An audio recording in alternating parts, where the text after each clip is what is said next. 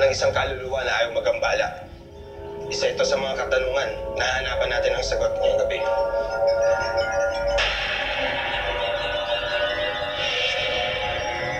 Dati nang naging sentro ng isang lindol ang Baguio.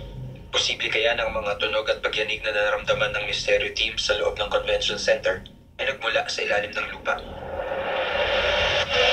Sinadya namin si Salvador Cesario ng Baguio Seismic Station upang malaman kung may naitala silang anumang paggalaw.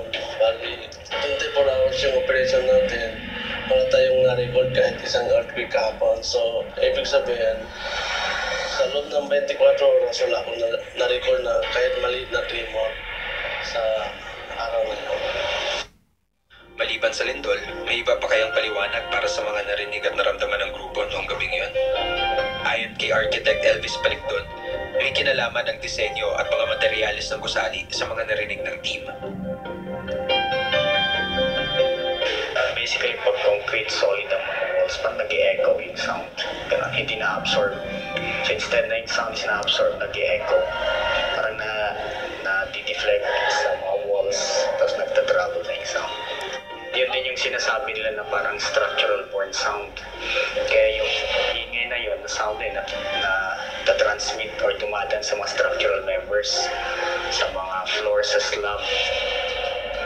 Ang mga inaakala rin daw naming pagpaparamdam ng mga kaluluwa ay maaaring epekto lang ng mga naganap sa paligid ng Convention Center.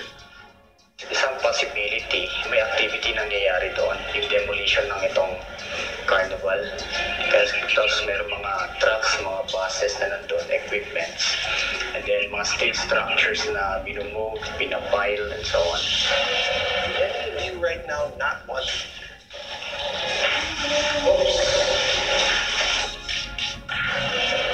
Sang-ayon ng sound engineer na si Joseph Hill sa mga paliwanag ni Architect Palicdon. Well, of course, force and wave traveling from walls. So kung certain frequency yun, nag-tap yun from the flooring, mag-vibrate yun to the walls. And this is an old building, so hindi loose na yung kanyang mga connections, and that will really travel. Or pwedeng a heavy-duty truck passing by, kasi main road ito, na pagka dumaan yung heavy-duty truck na yan, mag-vibrate yan going down, at doon sa maririnig sa baba, rounding sounds na lang. Pero sa kabila ng iba pang posibleng mga paliwanag, naninindigan ang paranormal expert na si Rob sa kanyang naramdaman. So far, just the stage area alone is a mixed place of very different kind of energies, from thought form to ghost. I'm not gonna say demonyo, but I wouldn't rule it out. Ano man ang pinagmulan ng mga tunog na narinig ng aming team sa Baguio Convention Center, tsak ang kilabot at takot na itinulod nito, mananatili at hindi madaling malilimutan.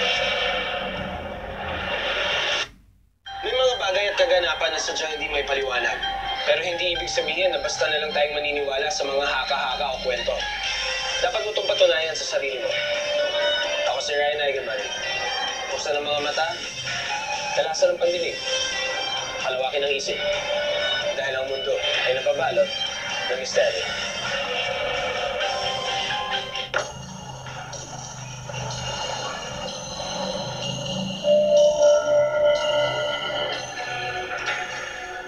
Is like heavy with different kind of energies, thought forms, elementals.